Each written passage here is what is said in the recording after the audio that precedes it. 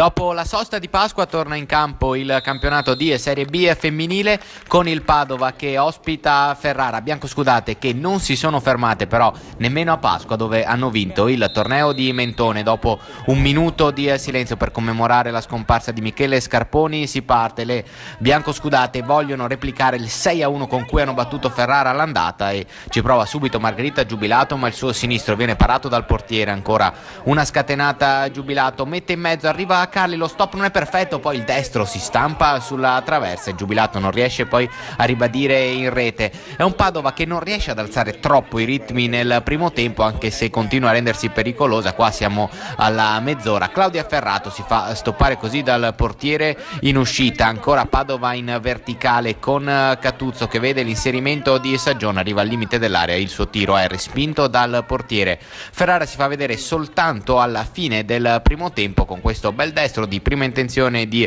Dubbioso, che però termina ampiamente lontano dalla porta difesa di Orlando. Si arriva nella ripresa, ancora una traversa per il Padova con Saggione su calcio di punizione, sembra stregata la porta del Ferrara, invece no, perché all'11° minuto del secondo tempo sblocca così la partita Arianna Catuzzo di testa su questo calcio di punizione pennellato da Saggione, ritrova il gol Catuzzo di testa e così dall'11° minuto in poi la gara si mette in discesa per il Padova. Passano 2 minuti e Catuzzo trova la doppietta con questo gol bellissimo, un gran sinistro una volta entrata in aria, una volta ricevuto questo lancio dalle retrovie di Fabruccio.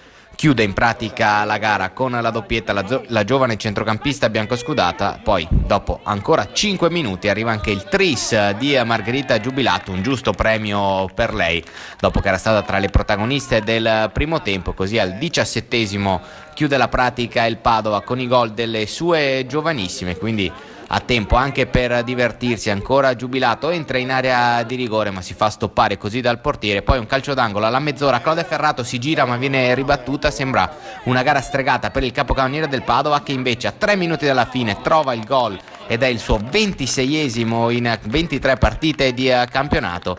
Il 4-0 quindi è firmato da bomber Claudia Ferrato. E poi un minuto dopo arriva anche l'azione più bella dell'intera partita, attacco di Saggione, Catuzzo di prima per l'inserimento di Pettenuzzo che taglia il campo, vede Ferrato, lo scambio tra le due è velocissimo e porta ancora il tiro al volo di Claudia Ferrato che segna la sua doppietta.